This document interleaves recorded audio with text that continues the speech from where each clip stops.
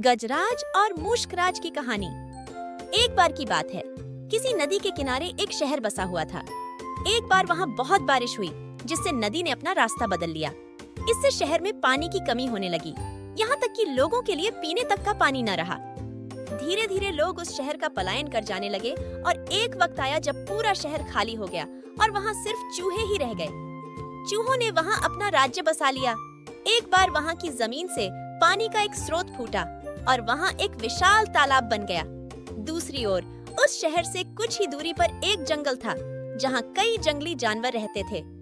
उन जानवरों के साथ कई हाथी भी वहाँ रहते थे, जिनका राजा था गजराज नाम का हाथी। एक बार की बात है, वहाँ भयानक सूखा पड़ गया। सभी जानवर पानी के लिए हाहाकार मचाने लगे। भारी भरकम हाथियों की भी बुरी हालत हो चुकी थी। हाथियों के बच्चे बिना पानी के परेशान होने लगे थे। इतने में गजराज का दोस्त चील वहाँ आया और उसने खबर दी कि खंडहर बने शहर में एक पानी का तालाब है।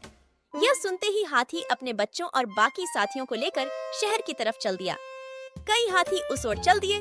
रास्ते में चूहों का शहर भी आया।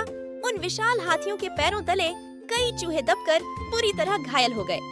इतना ही नहीं, हाथी फिर उसी रास्ते से वापस आए और कई और चूहे फिर बुरी तरह घायल हो गए। ऐसा कई दिनों तक चलता रहा और इस बात की खबर चूहों के राजा मूषकराज तक भी पहुंची। वो इस बात को लेकर बहुत चिंतित हुआ। उसके मंत्रियों ने मूषकराज को कहा, महाराज, आपको जाकर गजराज से इस बारे में बात करनी चाहिए। उनकी बात सुनकर मूषकराज गजराज के जंगल उससे बात करने गया। मूषकराज को एक विशाल पेड़ के नीचे गजराज दिखा। मूषकराज वहाँ पर एक पत्थर पर खड़ा हो गया और कहने लगा, गजराज को मेरा नमस्कार। मैं मूषकराज हूँ। मैं उस खंडहर बने शहर में अपनी प्रजा के साथ रहता हूँ।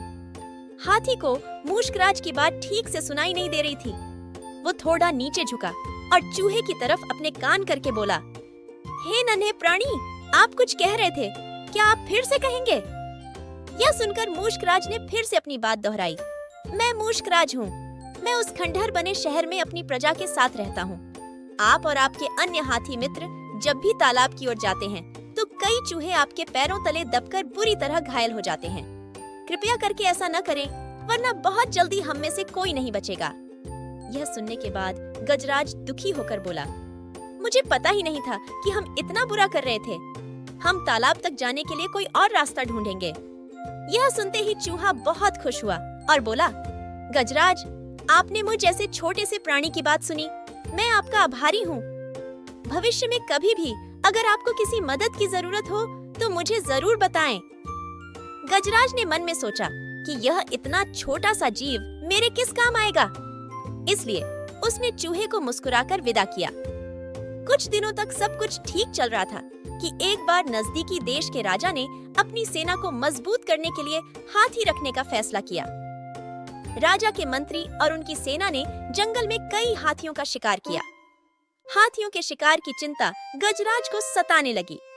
गजराज इसी चिंता में जंगल में टहल रहा था कि अचानक उसका पैर सूखी पत्तियों में छिपाए जाल पर पड़ा और वो जाल में फंस गया। हाथी जोर जोर से मदद की गुहार लगा, लेकिन कोई उसकी मदद के लिए नहीं आया। इसी बीच एक भैंस ने हाथी की आवाज सुनी। वो गजराज का बहुत आदर सम्मान करता था, क्योंकि एक बार गजराज ने भैंस को गड्ढे से निकालकर उसकी जान बचाई थी। गजराज को जाल में फंसा देख वो बहुत चिंतित हुआ और बोलने लगा, गजराज, मैं आपकी मदद के लिए क्या करूं? मुझे आपकी मदद करने का अवसर दें गजराज। गजराज ने कहा, तुम जल्दी से जाकर उस खंडहर शहर में रहने वाले मूषकराज को मेरी खबर दो। गजराज की बात सुनकर भैंस भागता हुआ मूषकराज के पास गया और उसे सारा हाल बताया। मूषकराज ने जैसे ही यह बात सुनी, वो अपने कई सैनिकों को लेकर भैंस की पीठ पर बैठ गया और गजराज के पास पहुंचा। फिर चूहों ने मिलकर जाल को काटा और गजराज आजाद हो गया। इसके बाद गजराज ने मूषकराज को धन्यवाद कहा। सभी खुशी खुशी रहने लगे। गजराज और मूषकराज की दोस्ती भी गहरी हो गई। कहानी से सीख, कोई भी प्राणी छोटा नहीं होता है। जरूरत होती है तो बस प्यार और विश्वास की। आपसी प्यार हर तरह के दुखों को दूर कर सकता है।